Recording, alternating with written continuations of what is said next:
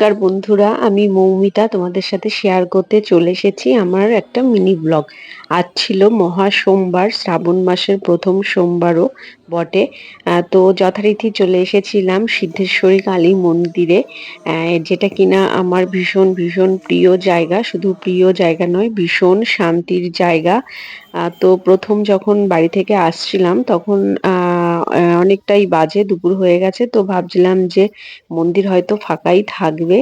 আর আমার একটু নিরালয়ে ঠাকুরের প্রার্থনা করতে ভালো লাগে। তার মনে হয় যে নিরালয়ে থেকেই ঠাকুরের সাথে কোথাও একটা আত্মার বন্ধন তৈরি করা যায়।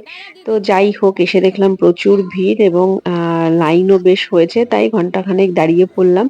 তারপর তুলির সাথে আমার আসার কথা ছিল না, মন্দিরে এসেই ওর সাথে দেখা হলো এবং ওর কাছে দুধ ছিল একটা প্যাকেটের অর্ধেক। তো আমি বললাম, তোর কাছে দুধ আছে? ও বলল হ্যাঁ। তো ওই দুধটা হাফ হাফ করে আমরা নিয়ে নিলাম। আর এক প্যাকেট দুধ আমার কাছে ছিল। তো তখন ভাবছিলাম যে দুধটা কি করব।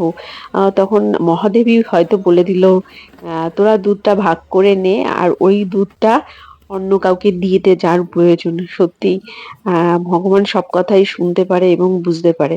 তো ওখানে একজন বসে থাকে যে কিনা ঠাকুরের অনেক কাজও করে। তো তার আবার কতগুলো পোষ্য বিড়াল আছে।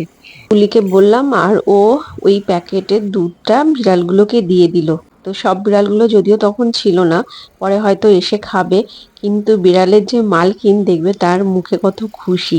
যাই হোক, মনটা আজকে তৃপ্তিতে ভরে গেল মহাদেবকে জল ঢালতে গিয়ে। তারপরে এই যে আমরা বাড়ির দিকে ফিরছিলাম, কিন্তু আজকে রায়ানকে নিয়ে যাওয়া হয়নি। তো ও তো এবার শুরু করে দিল সেই বায়না আর কান্নাকাটি, ও মন্দিরে যাবে। আগের দিনে ওর একটা ছোট্ট ক্লিপিং ছিল, যেহেতু আজকে মহাদেবের ভিডিও আমি করতে পারিনি তো ওটা অ্যাড করে দিয়েছিলাম। এই আর কি, শুরু হয়ে গেছে বায়না।